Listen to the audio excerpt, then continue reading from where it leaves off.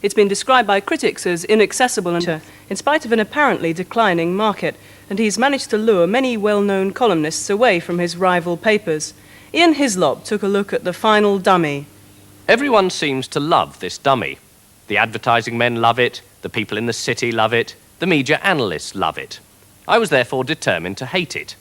However, after reading The Independent on Sunday, I couldn't raise that much emotion. The rudest word I can think of to describe it is competent.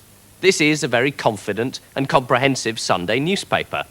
I would rather not have to read another 28 pages of news, 64 pages of business, and 80 pages of review. But as The Independent is determined to produce all of this, one cannot deny the fact that it has done it very efficiently. There are 3 sections, 1 broadsheet and 2 tabloid, which are physically very easy to read. The only question is whether one actually wants to read them. My answer would be yes, but not that much more than any other Sunday. There is nothing really terrible about the Sunday Indie, but then on the other hand, there is nothing that seems startlingly different. The effect is of a very thorough combination of known elements, rather than a new newspaper. Am I trying to say it's boring? Well, not really, though there are bits that are pretty dull. The editorial on the role of the family smacks of The Independent at its least riveting.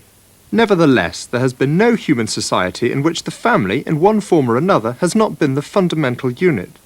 Even in its truncated, modern form of 2 parents and their children, the family fulfills several essential social roles, of which overwhelmingly the most important is the maintenance and education of children. Nothing too controversial there, but the odd opinion does creep in.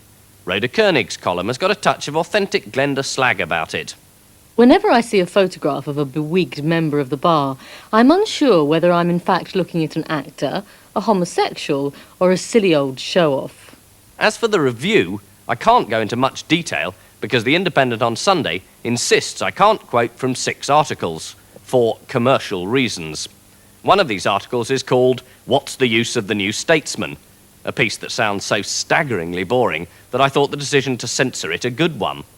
However, what they actually meant was that these 6 pieces are so hot that hacks from other Sundays will be trampling to get their hands on them. I think that's unlikely. The bulk of the review, and there is a bulk of it, is devoted to covering the arts, which it does at greater length than I could even pretend to want. Arts on location, arts column, arts world music, arts rock, arts cinema, arts painting, arts drama, arts theatre, arts music, arts architecture. The business on Sunday seems equally huge for reading on a day of rest. In fact, it's almost a third of the whole paper. But this massive coverage is perceived not as a very good reason for refusing to buy the paper, but actually as an incentive. It didn't work for me, but then I am, like many people, weary at the thought of any additional newsprint on a Sunday, and this is a lot of newsprint. It demands of the reader buy this and nothing else.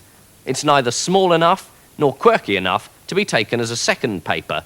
And more than that, Sunday papers now compete with expanded Saturday papers, not to mention acres of features, reviews and analysis during the week.